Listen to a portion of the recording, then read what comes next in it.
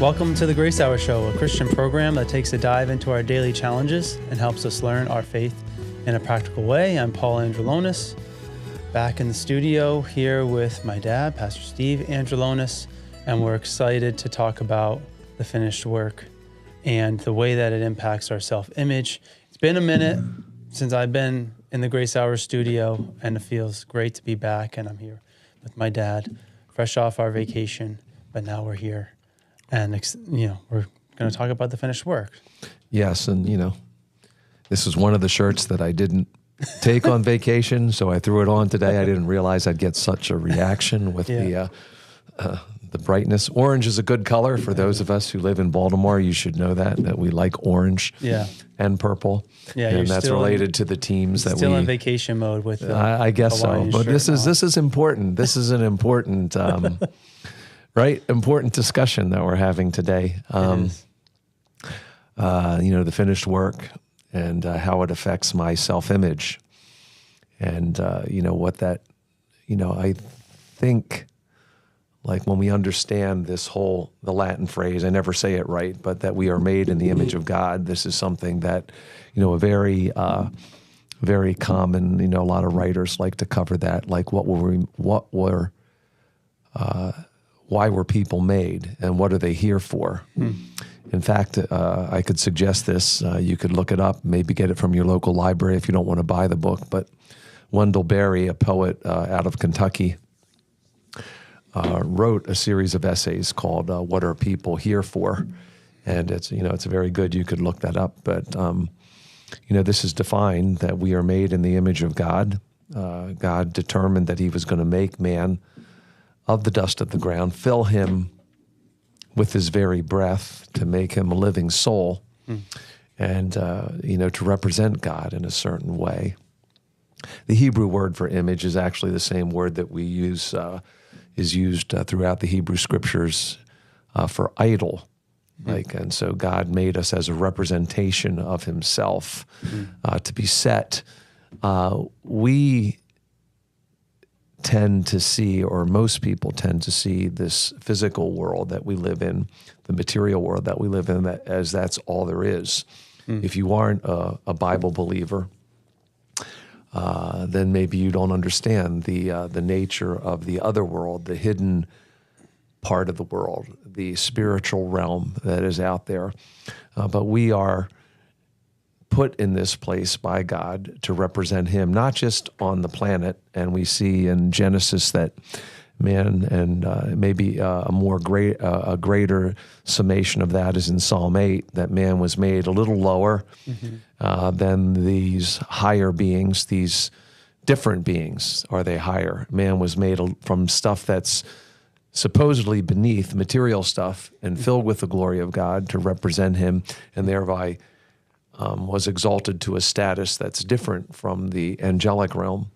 So how do I see myself? And the finished work of Christ, what that means in terms of redemption, if I understand what Christ did for me and how that everything related to redemption and reconciliation was accomplished in the person of Christ, in His death, and then validated by His resurrection, and then confirmed by His ascension to His place on high, if I see myself as a part of that, then I can be very secure, even in my imperfections. And I know the promises of God not to leave me, not to forsake me, understanding that there is nothing more that I can do because Jesus did it all. And that's what the word finished means. The work of redemption, the work of my reconciliation to God is finished, accomplished, completed. There's nothing more to add to it. And if I can see myself as finished and complete in Him, then I have a sense of self that is secure even in the storms of life that go on around me. So how do I see myself? I see myself as hid with Christ in God, and a member in particular of His body, and that I don't really have to do anything. I don't have to. The Bible tells me there's nothing more for me to do except to receive. Jesus said it. John 6. How do we work the works of God? He said, believe on him whom he has sent. And that's the work. That's the work that I can do for God, is to believe on him. And Abraham instituted it. Abraham believed God, and it was counted to him as righteousness. So I believe what Jesus has done for me. Yeah. And so then I can see myself as righteous, not in my own works, but in him. Yeah. And I think it's important to start at the beginning, Genesis 1:27, God created man in his image. We were made in his image and in his likeness, and that's an important thing for us to consider. But the other side of the spectrum, the other end of it, is also like what man did, later on in Genesis chapter 3, as far as disobeying God, and the other aspect of humanity that we have to acknowledge as it relates to our self-image as well, because man in Jeremiah 17 talks about man's heart being deceitful and desperately wicked. Isaiah talks about the whole head is sick and the heart is faint, from the toes to the top of the head. We are, depraved human beings. We are sinners. We are not, fundamentally, as a result of the fall, we are not good. And this self-image that we can have can be impacted by how we are viewing ourselves as it relates to God, as it relates to our actions, as it relates to our works, the things that we do, the decisions we make, our environment that we are raised in, the family that we're a part of. All of these factors play into how we view ourselves. And I can look at what Genesis says, and I'm made in the image of God, and that can give me a complex to say that I am God's image, and I can put myself on a pedestal because of that, or I can go the other way and say I'm desperately wicked and I'm depraved, and I can put myself in the pit.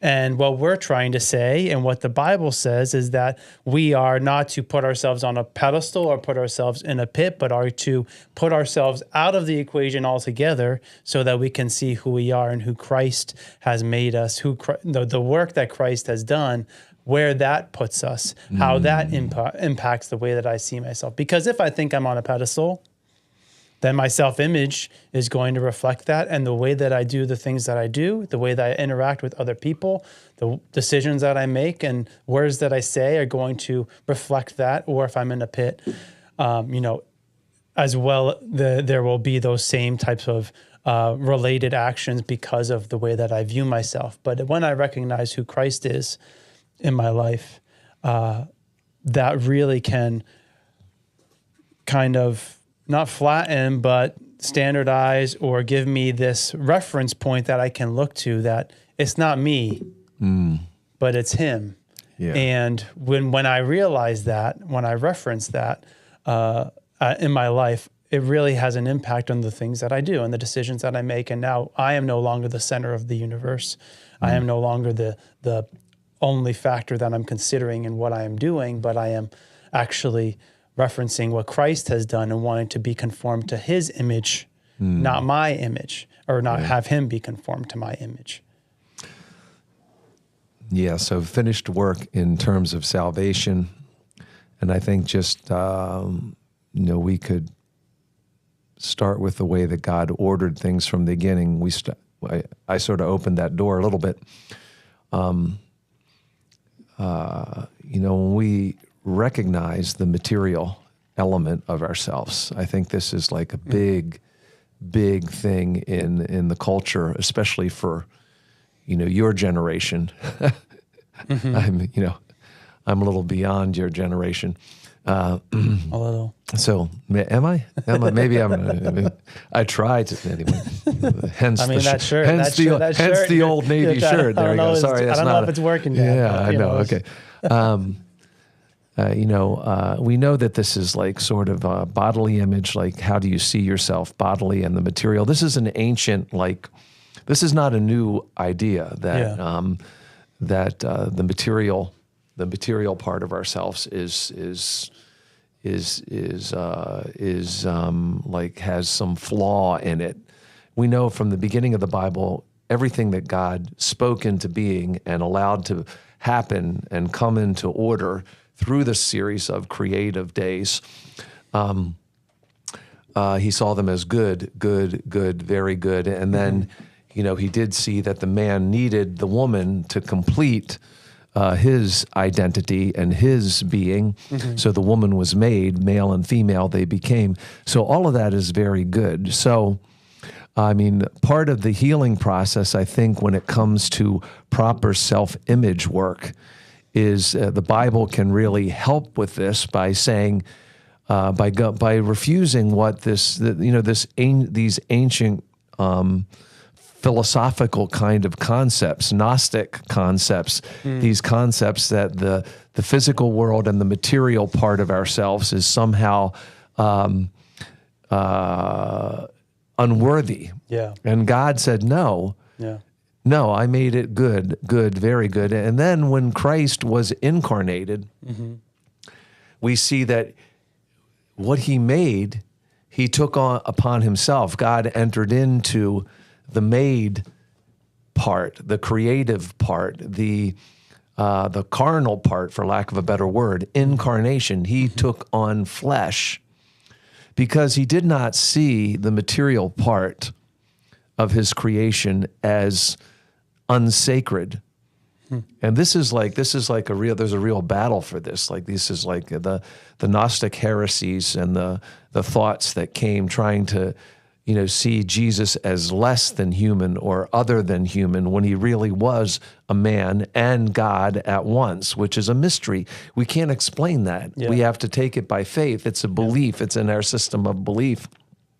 God made us good. So body image struggles that people have come from this, this kind of thing that filters in that it's not good. My body is not good. Yeah. And, when we read what God said, it's better than good. It's very good. And then, again, going to Psalm 8, I think it's only 6 or 8 verses there where Psalm 8 talks about, why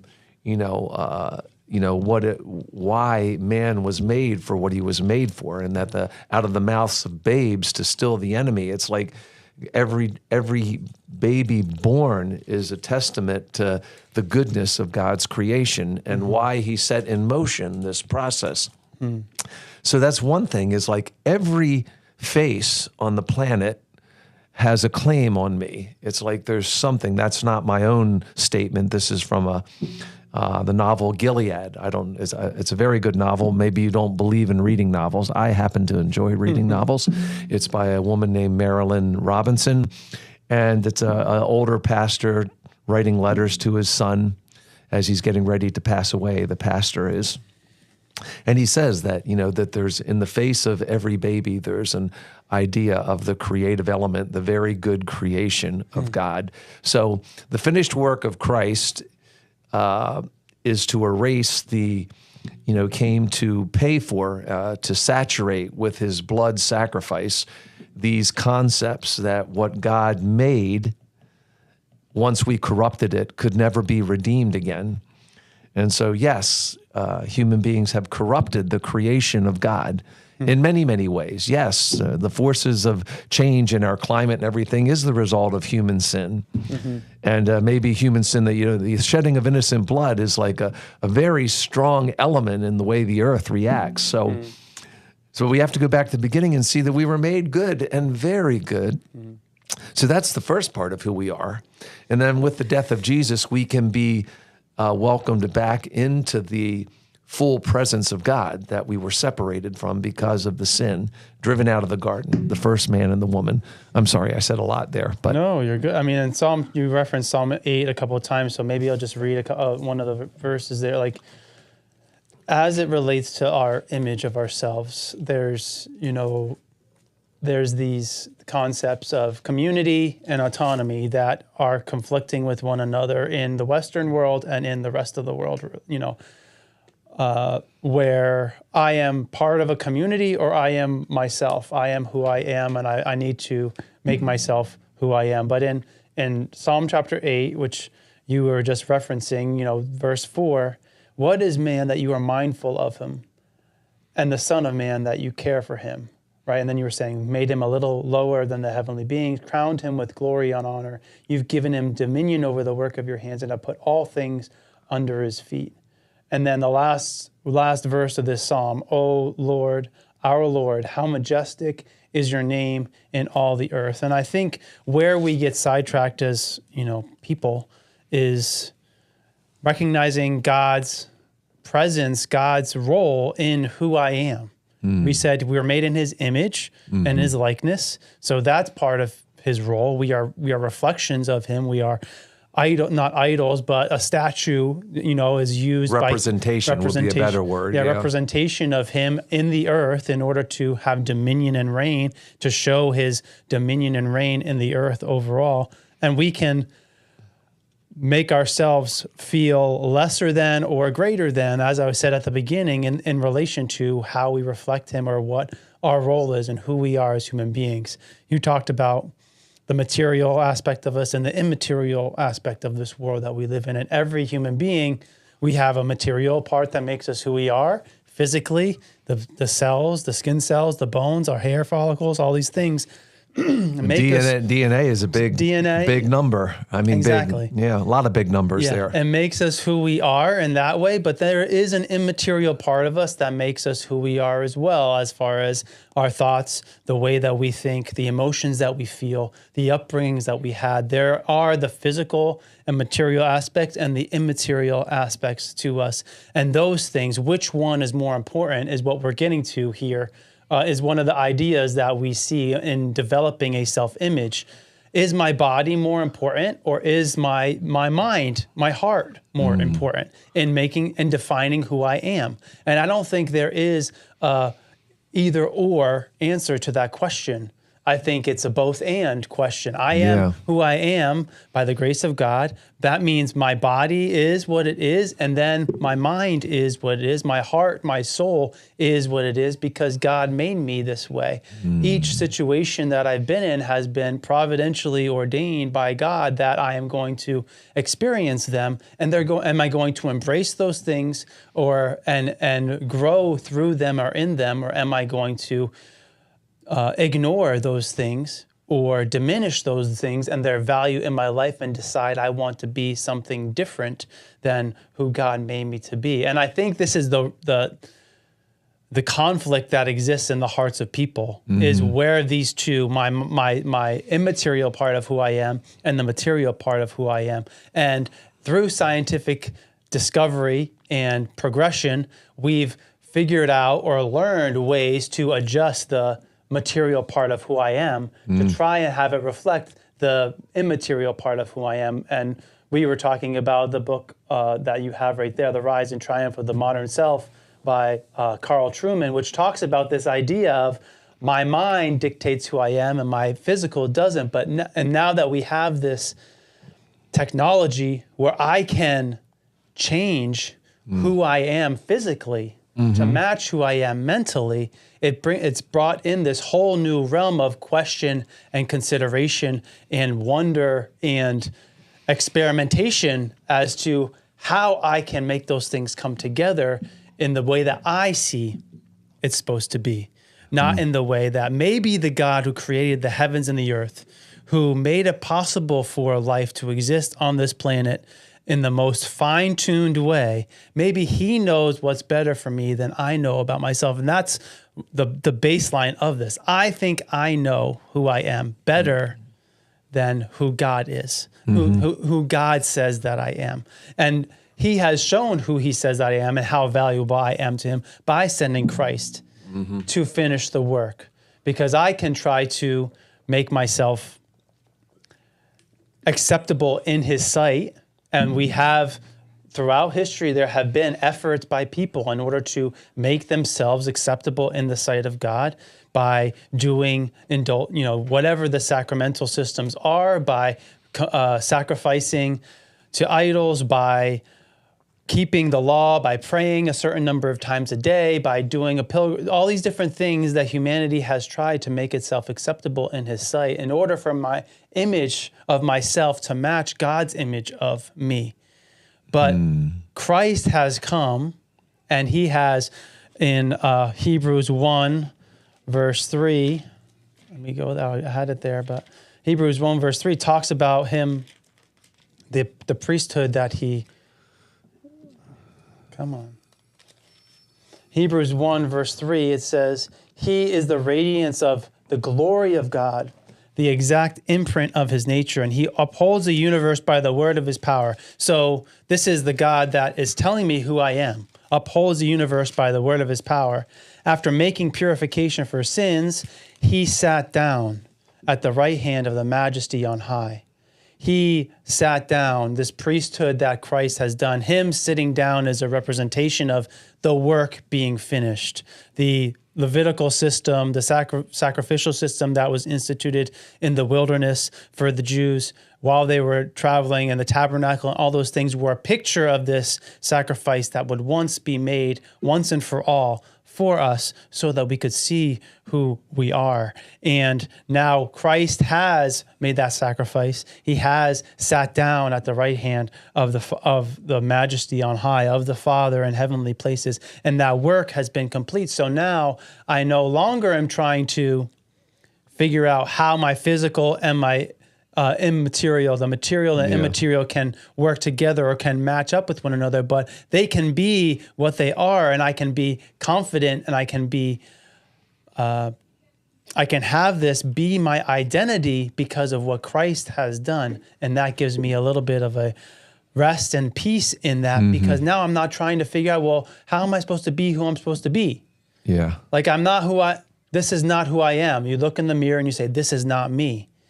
But God has given us this mirror that we look at, which is Christ, that helps us see who we are in him. That maybe, naturally speaking, maybe I don't like everything about myself, naturally speaking. But when I look to Christ and I see that I'm made in his image and his likeness, I have received this amazing salvation by the work that he has done on the cross, that I can actually thrive in who he has made me to be, despite me not enjoying it and not liking it, right? In other areas of our life, difficulties that we experience, we say, I'm going to trust you, Lord, and believe that you have your plan for me. Okay, I lose my job. I'm going to trust you, Lord, that you are going to provide. Something bad happens, difficulties happen, situations happen in our lives, and we have faith and we trust in God that he is on the throne. Yeah. But then when it comes to who I am, what I look like maybe, or what I think of myself, I don't trust that he's on the throne, which is an interesting thought to think, and maybe a broader topic than we can talk about in this one episode. But I think it's at the level of this idea of self-image is that, do I believe that Christ's work on the cross is enough? Do I believe that in who God says he is? Like that Christ has gone through, passed through the heavens, come, died on the cross, was buried, rose again, ascended for me to be who he made me to be, not who I think I should be based on whatever criteria I think is important at this point in time. Because as people, I've been talking a lot in this stretch, but as we grow, we have different things that we like or dislike as we grow as human beings. So that's another layer to this. I mean, there's so many layers and so many thoughts that we have as it relates to self-image, the variability that exists there. But when we look to Christ for our self-image and the work that he has done, there's a consistency there that gives me rest, that gives me peace, that helps me when there's that dissonance between my immaterial and my material. Yeah, we're trying to thinking who you are and not seeing who you really are according to the scriptures. So if you're trying to find like a resource inside of yourself, that could be very changeable. But we are saying that the finished work of Christ as it's described in the Gospels and also verified, and really the book of Hebrews is a masterful presentation of who Christ is as our priest, and as, he was a priest of a different order, a priest after the order of Melchizedek who set the table and invited Abraham to the table, and this is really an extension of everything if we want to be a friend of God, we believe on him and we come to the table. And what was on that table in the book of Genesis? It was bread and wine. And this points to what Jesus did the night before he died. He washed the disciples' feet, and then he shared a supper, and then he broke the bread, and he shared the cup with them. And this is an important element. We have a great capacity in our creation to think, to remember, to imagine. It's, because of the fall and because of partaking of the tree of the knowledge of good and evil, it became somewhat unrestrained. There are like a multitude of fruit on that tree. Some of it looks very good. People are very good. There are some very good people that we know. You've worked in the world. You work in the world. We used to outside of church world, and I met a lot of good people. I'm still friends with a lot of good people. Yeah. We'll have our Baltimore Sun papers. What is it? Reunion. We'll have a reunion again. We have a reunion every fall, and I just got the notice from the guy who organizes it, and we laugh and everything. And Bible Steve. That's how I was known in there. There were several Steves in the department, so I'm Bible Steve. So, why was I saying that? In the world.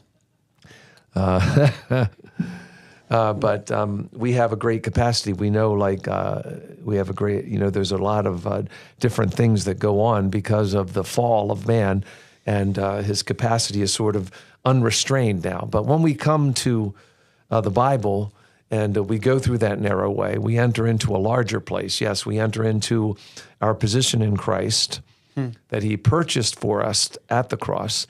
And then we enter into a whole different kind of idea. He is the way, he is the truth, he is the life, and we have a different view of ourselves. Isaiah says that in quietness and confidence shall be your strength, and returning and rest. It's like the quietness that we enter into is like sort of we shut off some of the information overload that comes because we partook of the tree of the knowledge of good and evil. Let's shut down some of those things. Let's get quiet, see what we were really made for, and see how Christ came to make a way for us to enter into the full thought of what we were made to be all over again, and to fulfill and to be fulfilled and content in what God really made us to be. That's the thing. So quietness and, like you said, confidence. There's confidence. Do I have the confidence? Am I secure in who I am? The finished work of Christ makes it so that I do not have to hang on the rungs of the ladder. Now, Jacob's ladder came down, and, a lot of people may be listening to this show and have sung that we are climbing Jacob's ladder, but it doesn't say that Jacob ever climbed that ladder. It says the ladder was lowered, and going up and down on it were the angels. And Jesus made reference to this in John chapter 1 when he's talking to Nathanael. You've heard me say that I was with you. I saw you under the fig tree. You're going to see angels coming and going on the Son of Man. I am the ladder to heaven. I have lowered myself into the world to take upon myself the curse of sin and the wrath that was due, and the price and the penalty that was due as the payment for sin. And the finished work takes that element away. The idea that I have to somehow hang on to the ladder and be like, there's this famous, you don't remember it so much, but there's these famous scenes from the evacuation of Vietnam after the United States has decided to pull everybody out, and people hanging on to helicopters to get away from the communist forces that are now taking over the whole nation. And so it's really kind of interesting. We don't have to hang on to the rope ladder and be lifted. We don't have to cling to that. Jesus has taken us into himself. God has put us into Christ and hid us with him. And so we have a confidence that we no longer have a debt to pay because he paid the debt for us. And so reading through Hebrews, you get to these places where it says, this he did once for all. Yeah. And he did it once. He offered himself once for all. And so there is no more sacrifice for sin. So we can't, like when we fail, sometimes we feel like we have to do a little bit of karma correction here. Yeah. We have to do enough good things. We have to knock on a few doors. We have to do something. We have to take a meal to a family. We have to help say something kind to someone who lost a loved one. And we have to make ourselves, we have to fill in the hole that we dug in our deficit. And that's not true anymore. Once for all, there is no sacrifice for sin. If you're trying to go back to a sacrificial system and get yourself back in the good graces of God, that's just an empty effort. The finished work means that you are complete and entire in him. Jesus did it once for all. And the anchor holds within the veil. You are invited in the presence of God. So come boldly. What does it mean to come boldly? It means that, hey, I screwed up. I messed up. Where am I going to go to find my correction, to find my recompletion? It's by, don't think that you need to build a new ladder. The ladder was Jesus. Just go to Jesus. Go to the throne of grace and find the help that you need in the time of your greatest need, which is usually in the time when you're feeling the crushing sense of failure. Yes. You feel a crushing sense of failure. It's upon human beings. It is. People, they know that they were made for something. I just listened to something today. A duck knows that it was made to be in water, so they're water. And a baby knows that it needs to be nourished, so there is milk. And there's something inside us that speaks to our need for something bigger. So there must be something to answer that need inside of us. But there is a crushing sense of failure, that, especially when you do something really egregious. And what's the answer to that? The thief on the cross is the answer to that. You're egregiously failured. You're up for execution, and Jesus is next to you. And he says, Father, forgive them. They know not what you didn't know what you were doing. And you say, remember me, Lord. And the thief gets a promise, right? It's like, that's like, people, that's, okay, how far could you go? David did the things that he did with Bathsheba, and then in eliminating Bathsheba's husband, and then taking Bathsheba as another one of his wives. Oh, man. Yeah. Have you been that? What crushing sense of failure? But there is forgiveness because of the finished work and the Lamb of God. Yeah, I mean, that's a really... The finished work, the power, the impact, the just the thought of it, Christ once and for all paying the penalty, and how outside of that, the peace that we are longing for is never achieved. We can never reach it without this finished work that Christ has done. We're always working towards something and never achieving it. And the reality is, like, in our walk of faith, it's the same. We are never going to achieve the perfection, the sanctification of who Christ is, right? We are made in his image and his likeness, and we are living a life in order to follow in the steps that he's laid before us and to be like Christ, be conformed to his image, right? And this can be the impact on our self-image. We're using the same word, image, that I am trying to be conformed to his image by doing those things that you just mentioned, by, going and soul winning, by reading my Bible, by praying, by giving to the poor, by doing all of these things in order to be conformed to his image, and in hopes that I will reach the end, the hopes that I will be conformed to his image and be like Christ. And we will never be conformed to his image. We will never be perfect. We will never reach that point where we feel like we've done enough. We will always feel like a failure. But the reality is that Christ has actually given us the victory. Christ has given us his rest and his peace in who he is, and showing us, as we look to him, a reflection of what we are meant to be, and not so that we can feel the failure of who we are, of our human endeavors to match him or to be like him, but so that we can be drawn closer to him, to see how much more similar we are to him than we were yesterday. I think that's the different viewpoint we can have as it relates to our self-image and the finished work, is instead of looking to Christ and seeing how different I am from him, when I have the finished work as my reference point, I look to Jesus Christ and I see how much more similar I look to him, right? 1 Corinthians 13 talks about that, beholding in a glass darkly, or being conformed to his image. There's a few different verses that talk about that, but I am looking to him, and I want to be conformed to him. Now in 1 Corinthians 13, verse 11, when I was a child, I spoke like a child, I thought like a child, I reasoned like a child, but when I became a man, I gave up childish ways.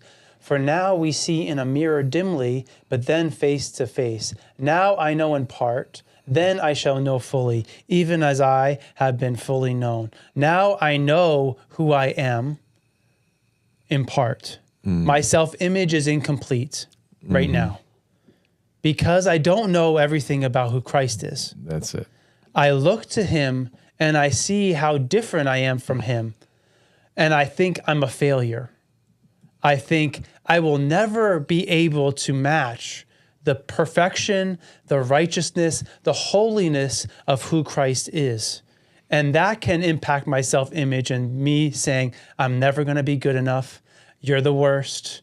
You're sinful. You're depraved, as we said at the beginning. You're never going to meet the standard that God has set before you. So why even try? And those are the lies that we can tell ourselves. Yeah. Even as believers, as human beings, we have there's a book by John Acuff called Soundtracks, which is this idea of repeating the same things in my mind over and over again, whether it's positive or negative. We tend to overthink negatively about a poor ourselves. Playlist, right? Yeah, a bad playlist that we're playing in our minds as the soundtrack of our life. You are never going to be good enough. You can never achieve what this standard is. You are not made in the image of God. Your body does not match who you are. God doesn't love you. God isn't near you. God doesn't care about you. These are the soundtracks that we can have in our mind when we look to Christ and we see our failure. But when we look to Christ and we see our salvation, we see an image that maybe we are not matching that image, but we are being conformed into that image, as opposed to seeing our failure, seeing a goal, seeing something that we will one day experience and have as an exciting anticipation that one day I will be like him. Then my soundtrack can be, I am loved. The work is finished. I can be conformed to his image. And now it's a little dim. I don't know everything about who I am because I don't know everything about who Christ is. But that's the beauty of it, is that I'm not meant to know everything about myself in this life. And that's what humanity is trying to figure out. Why are we the way that we are? You asked that question. Why were people made? To glorify God and enjoy him forever. If I'm not looking to Christ, the author and finisher of my faith, how am I going to glorify him? How am I going to enjoy him? And how am I going to know who I am when I've been made in his image and his likeness? And if that's not my reference point, then I'll only see the deficiencies in my life. I guess the question is, how do I replace those the viewpoint of failure in my life, or the soundtrack that is the negativity that I'm playing over and over in my mind? And this is also from that same book. The soundtrack book is about asking questions about the image that I have of myself. If I think that I am not loved, if I think that I am a failure, if I think that all these negative things about myself, maybe I can ask the question, is it true? Is it true that God doesn't love me? Is it true that I am a failure? The answer is yes, but Christ has given me his victory and his love. Is it true that God is far away from me and doesn't care about me? No, it is not true. So I need to change that thought that I'm thinking so that I can have that reference point be made in my life, so I can ask, is it true? And are these thoughts that I'm thinking helpful for me in my self-image of myself? Yeah. Because sometimes people get comfortable being in the pit. They do. And they're like, well, it's easier for me to think negatively about myself because it's comfortable. And I can always go back to the idea that I'm a failure. I'm never going to be good enough. I'm never going to succeed.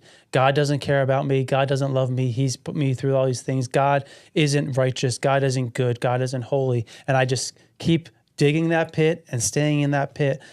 But Christ has given us this opportunity. He has given us this place where we can be seated with him in heavenly places, right? Yeah. He sat down at the right hand of majesty on high and finished the work, and he's brought us to that same place. Do I want to sit with him there? Or do I want to sit in my own failure, my own image of myself that I'm never satisfied with, but it's what I'm most comfortable with? True. It's what I know because of whatever factors I want to have the factors that I've determined in my heart or in my life have caused this to happen, and I'm never going to change. Nothing's going to change. But I think that's the reality. Looking to Christ, and instead of seeing my failure, seeing the victory, seeing the potential, seeing who I really am, knowing who I am just as much as Christ knows who I am, and that's the endless pursuit that we are on as human beings. Is that knowing Christ is actually helping me know me. Yeah. Looking inwardly is not going to help me find who I am. No, I mean, you're not, there's just an endless cycle of like emotion and feeling, and emotions can trick you in some way. There's a couple things. Let's practically here as we finish up our episode here is like in Psalm 86, the psalmist does pray, "Teach me your way, O Lord, that I may walk in your truth." And then there's an interesting, "Unite my heart to fear your name." So it indicates there that, there is a wrestling match going on inside of you. God did not erase the old sin nature that is a part of being human. Now, self-talk, self-esteem, seeing yourself. Do you esteem your being? Like, oh, I don't feel this way. I don't have this in myself. Now, we have like a great Old Testament series of figures that had to wrestle with questions about where was God in their lives. Abraham, Jacob, Joseph. Joseph had to wrestle with the idea that he had been,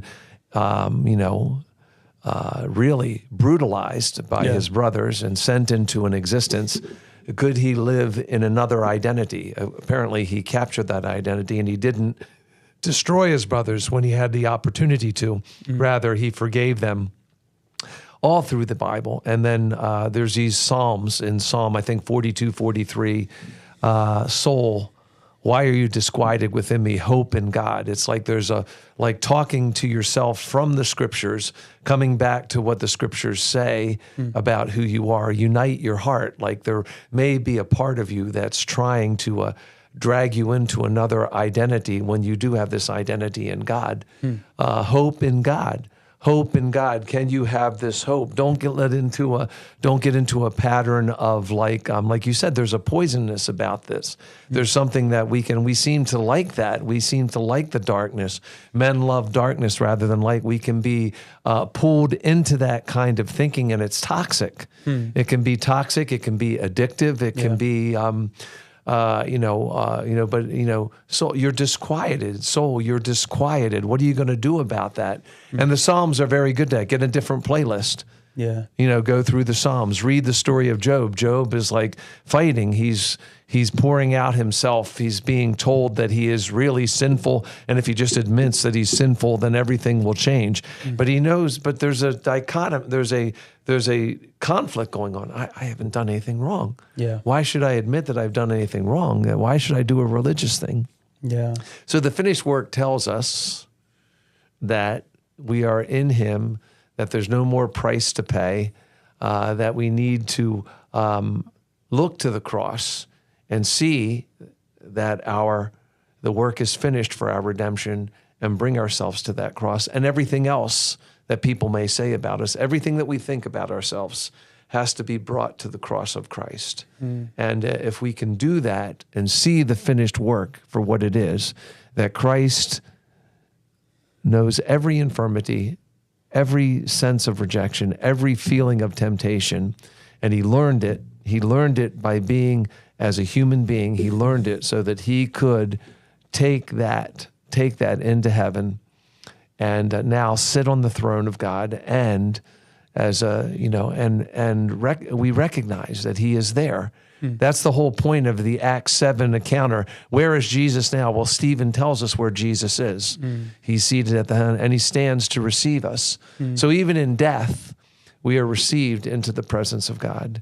It is no longer we who live, but Christ who lives in us. So, did we do it? Do you have any final comment there to send us out of this Well, I think episode?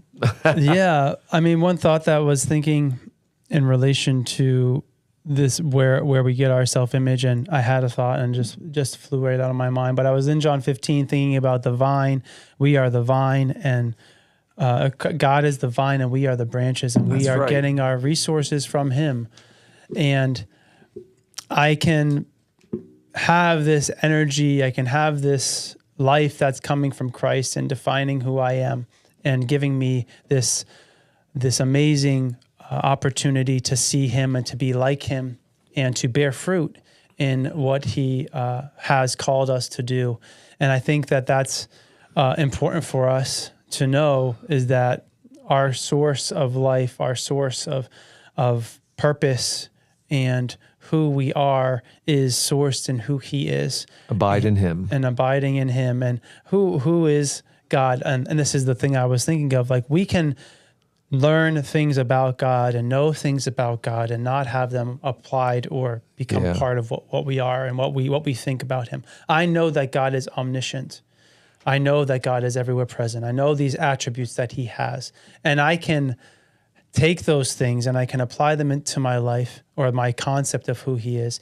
And knowing God's omniscience, knowing that he knows everything, he knows the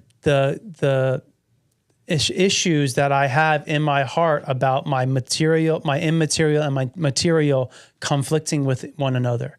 God knows that about me. And I think we think that God doesn't know, or we think that God doesn't care, doesn't know the thoughts that I'm thinking about. It says in the Bible that he knows the prayers we pray before we pray them.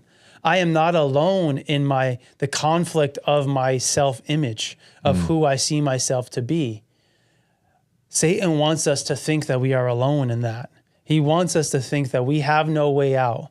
He wants us to think that the only choice for me is to go away from God and to look for affirmation, for confirmation of this image I have of myself from other people, from other ways, from other resources, and not look to God. But God knows all those things that I have in my heart, all those concerns, all those questions, all those things that I can't deal with.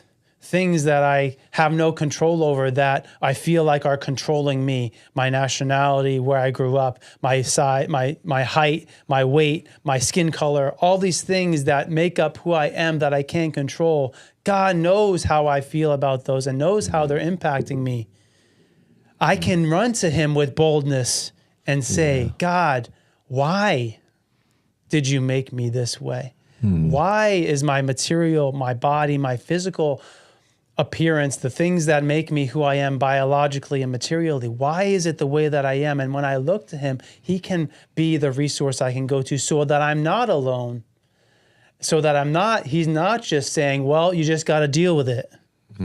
Well, you just got to figure it out on your own. I made you that way and just go and live your life. He is there to care for us and to love us. And he's done the work. He's finished the work so that we can have our image in who he is. And that's an amazing blessing, an amazing thing, because we are being conformed to his image, but we are also unique.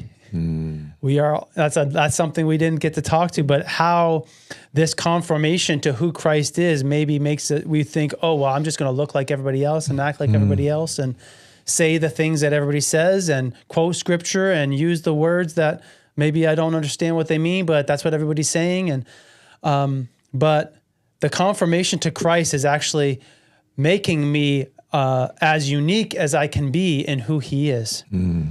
And flourishing in that amazing opportunity to be who he has made me to be. And I think our self-image being rooted in the finished work gives us amazing freedom and amazing peace to be who Christ made us to be, which is there's only one of each of us. And am I going to be conformed to what God's image of me is, looking to Christ and being conformed? Am I going to be conformed to whatever is being pushed on me, whatever soundtrack I'm listening to, whatever social media or the internet or the culture is saying, this is who you are meant to be.